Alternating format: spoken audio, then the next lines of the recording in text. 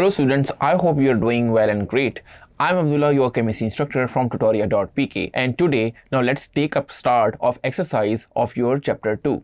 तो students exercise में सबसे पहले हम एमसीक्यूज को स्टडी करेंगे, तो जिसमें एनसर्कल द करेक्ट आंसर पहला एमसीक्यू है, कॉइनेज मेटल्स आर यूजुअली। तो स्टूडेंट मैंने आपको मेन लेक्चर्स में बहुत अच्छे से इसको एक्सप्लेन किया है कि कॉइनेज मेटल में नॉर्मली आपके ट्रांजिशन एलिमेंट्स आते हैं, तो इसका ऑप्शन सी आपका राइट आंसर होगा। आइए स्टूडेंट स्टार्ट करते हैं part number 2 of your MCQ. Zinc is a transition element but it does not show variable valency because. Student देखें, जिंक की अगर हम बात करते हैं तो वो actually non typical transition element में आता है, तो उसकी वेरिएबल वैलेंसी किस वजह से होती है? क्योंकि उसमें जो डी ऑर्बिटल है वो कंप्लीटली फिल्ड होता है, तो सी ऑप्शन आपका राइट आंसर होगा। होपफुली आपको अंडरस्टैंड हो गया होगा।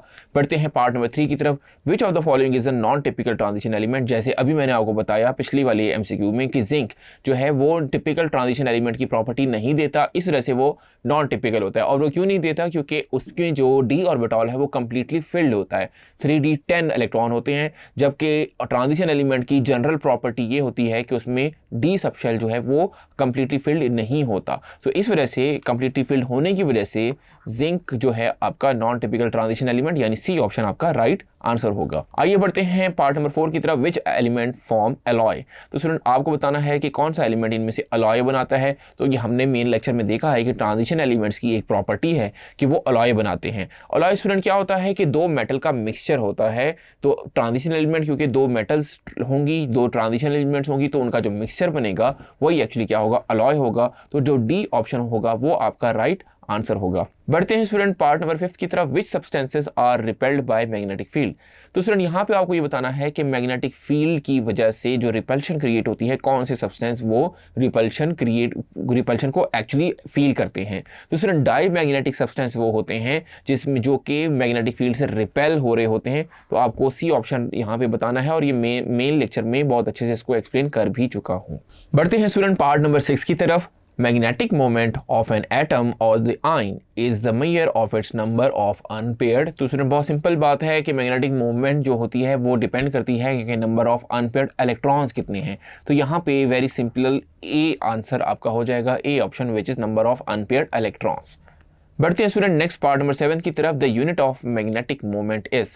तो स्टूडेंट यहाँ पे आपको बताने हैं कि जो मैग्नेटिक मोमेंट होती हैं उसकी यूनिट क्या होते हैं। तो मेन लेक्चर में हमने पढ़ा है कि बोहर मैग्नेटॉन, यानी सी ऑप्शन जो है वो आपका राइट आंसर होगा। BM से हम इसको रिप्रेजेंट भी करते हैं।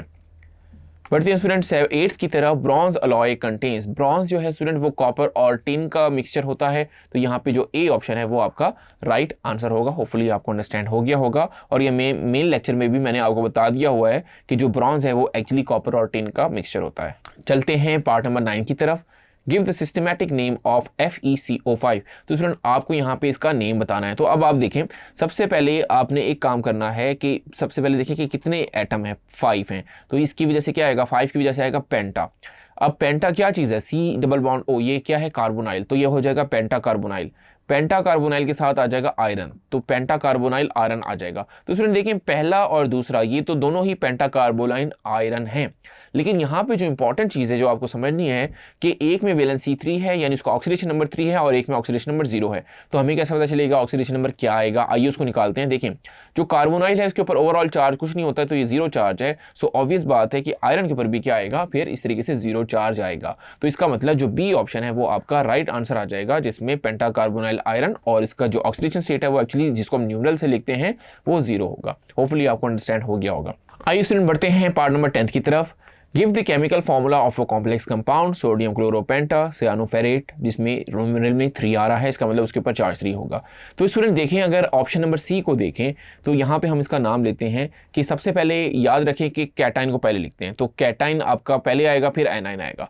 तो आपको सोडियम यहाँ पे अगर हम देखते हैं, सोडियम यानी कैटाइन है तो सोडियम आ जाएगा। फिर अब देखें क्लोरोपेंटा, तो ये आपके पास हो गया क्लोरो आ गया, बिकॉज अब लीजेंड है, हमारे पास 2 लीजेंड है, एक है क्लोरीन और एक है सियानो।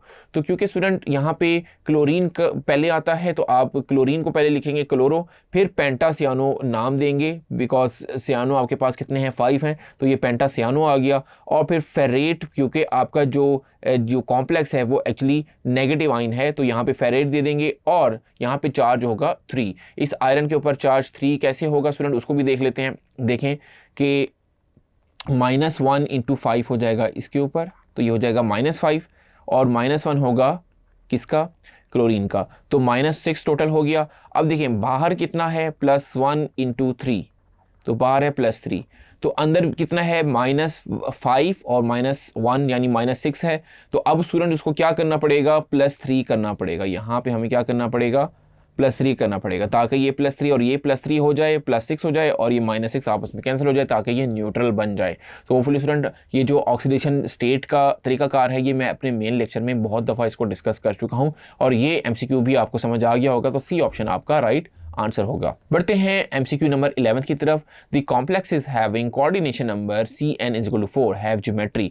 तो स्टूडेंट हमने इसको मेन लेक्चर में देखा हुआ है कि वो कॉम्प्लेक्सेस जिसमें आपके पास कोऑर्डिनेशन नंबर 4 आए, वो आपके टेट्राहेड्रल भी हो सकते हैं और आपके स्क्वायर प्लेनर भी हो सकते हैं। तो यहाँ पे आपका बोथ A एंड C जो ऑप्शन होगा वो राइट आंसर होगा, कि जिसमें जब हमने देखा सियानो, जब आपका कोऑर्डिनेशन नंबर 4 आ जाए तो उसमें टेट्राहेड्रल शेप भी बन सकती है और स्क्वायर प्लेनर भी बन सकती है। होपफुली ये MCQ आपको अच्छे से समझ आ गया होगा। बढ़ते हैं पार्ट नंबर 12 की तरफ। If we add nitric acid to original vanadium 2 solution it produces. तो स्टूडेंट यहाँ पे बात हो रही है कि अगर हम नाइट्रिक एसिड में वेनेडियम सोल्यूशन 2 सोल्यूशन का उसमें ऐड कर दें, वेनेडियम 2 सोल्यूशन में नाइट्रिक एसिड को ऐड कर दें, तो फिर आपके पास जो आयंस बनेंगे वो कौन से होंगे, आइदर वो ब्लू होंगे, आइदर वो ग्रीन होंगे, डल ग्रे ब्लू आइंस होंगे, या वो स्टूडेंट पिंक आइंस होंगे। तो स्टूडेंट यहाँ पे याद रखें कि आपके जो आइंस बनते हैं, ये मेन लेक्चर में आप देख सकते हैं, इसको हमने इसको अच्छे से डिस्कस किया हुआ है। तो आपके यहाँ पे ब्लू आइंस बनते हैं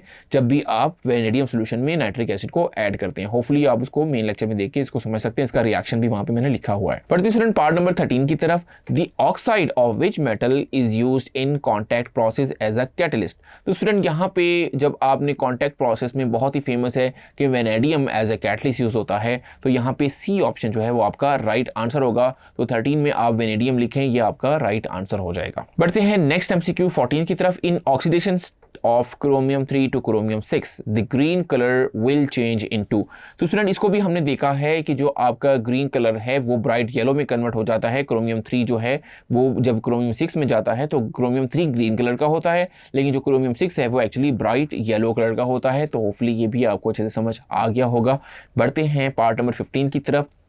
एसिडिफाइड पोटाशियम पर मैग्नेट एक्ट्स एज। तो स्टूडेंट चाहे पोटाशियम पर मैग्नेट हो या पोटाशियम मैग्नेट हो, इसको बहुत डिटेल में मैंने एक्सप्लेन किया गया है, क्योंकि जब इसको सल्फ्यूरिक एसिड के साथ मिलाते हैं, एसिडिफाइड करते हैं, तो ये आपको ऑक्सीजन प्रोवाइड करता है। और दूसरी चीज़ में ये ऑक्सीजन ऐड होती है किसी दूसरे सब्सटेंस में, ये ऑक्सीजन ऐड होगी तो उसकी ये कर देगी ऑक्सीडेशन, तो खुद इसकी क्या हो रही होगी, रिडक्शन। तो ऐसी चीज़ें क्या कहलाती हैं, ऑक्सीडाइजिंग एजेंट, जिसकी खुद की रिडक्शन हो रही हो, दूसरे को वो क्या कर दें, ऑक्सीडाइज कर दें। तो स्टूडेंट ए ऑप्शन जो है वो आपका यहाँ पे राइट आंसर बनता है पार्ट नंबर 15 के लिए।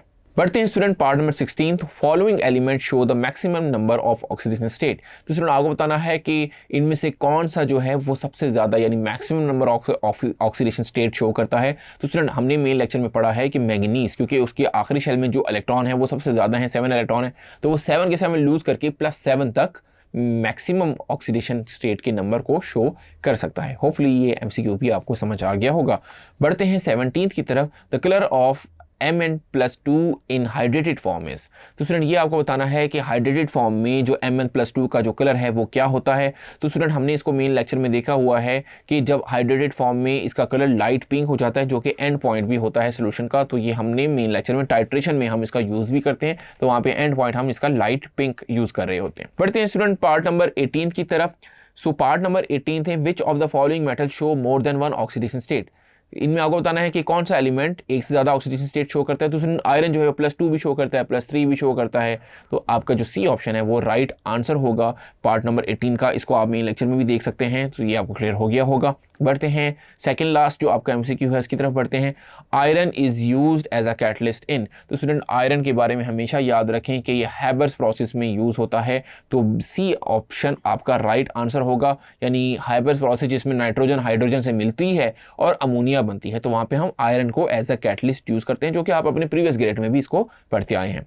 आइए स्टूडेंट बढ़ते हैं इसके लास्ट MCQ की तरफ। During the reaction of ammonia with iron it act as both a base and.